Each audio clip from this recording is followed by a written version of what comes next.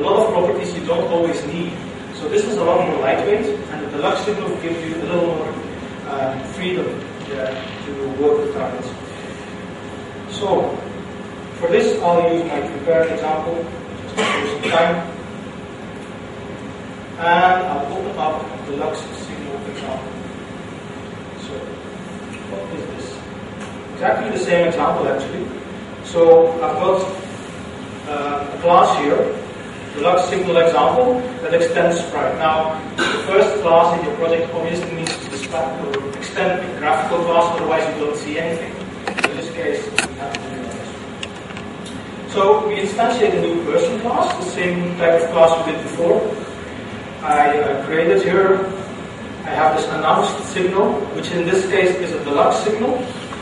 And I'll add a function listener here on announced. And what you see here is that instead of directly getting the arguments, the first argument here is of type generic event.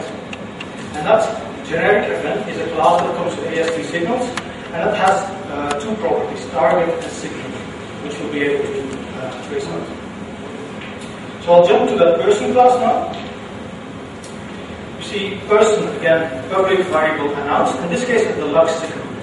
So deluxe signal means same as a signal, only you have a reference to the object that dispatched it and the signal that gets sent.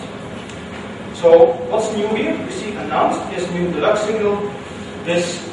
So the first argument we need to set to the deluxe signal is a reference to the object that dispatches it. So in this case, this class is going to dispatch the object, so just passing this keyword.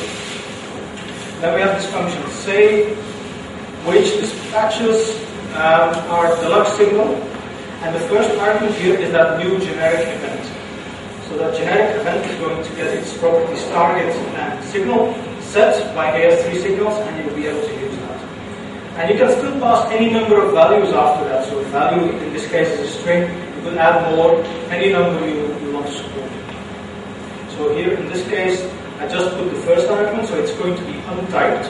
But the next one I could just put string to make that typed again. So I'll just test this one.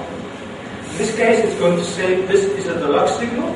So it's going to trace that as the last value here. It's also going to trace from that generic event dot target and dot signal. So target should be the person class, and signal should be the announced signal. So let's run this and see how it does.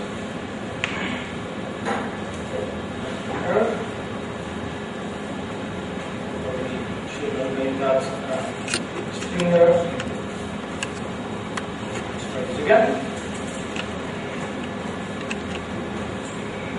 Okay, so now I get the target, which is object person, so class that sent it.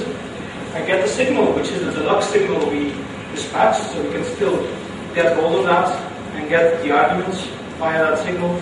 And we got the message so that we passed after the event. So this is a little more powerful, gives you those two extra options, the target and the signal. So if you ever have to figure out who sent something, this is the signal to use. Okay, so these are the two major signals.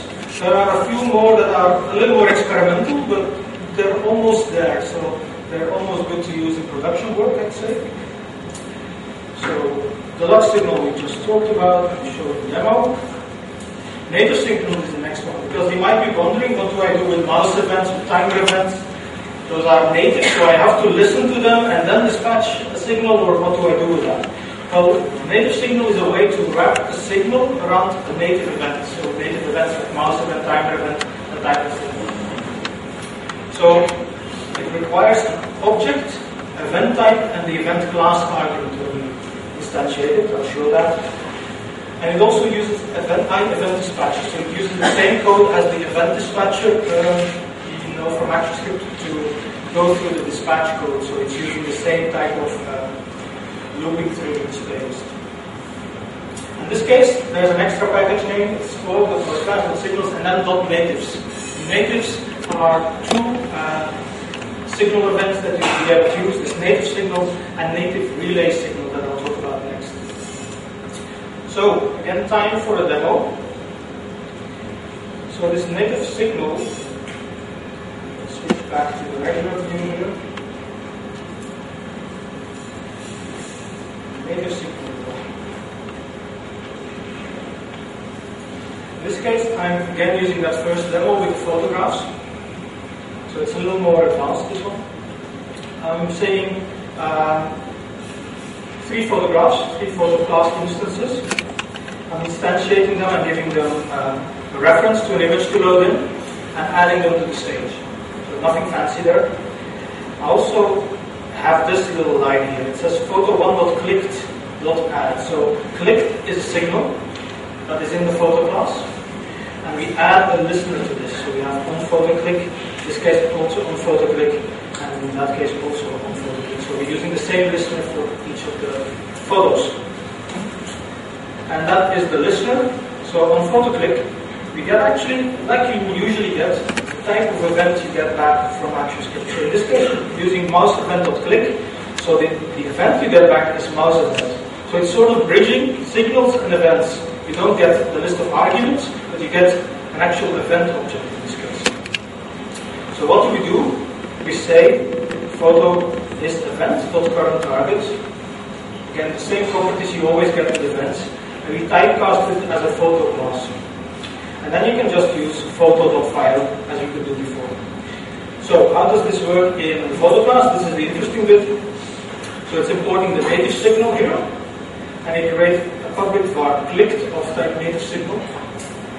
And now I need to make sure that this gets bound to the mouse event.click. So if mouse event.click happens on this class, I want this clicked native signal to dispatch. So, how do we do this? Well, it's quite simple. It's just one line of code here. So we say click is new native signal. First argument is the dispatcher. So this class dispatch the signal. The second one is the type of event. So this is a string value actually. So it's mouse event.click. It's actually a string value called click. And then the third one is optional actually. If you leave this out, it will default to flash.event.event because all events in ActionScript 3 are based on flash.event.event. But if you want to be more specific, you can pass the exact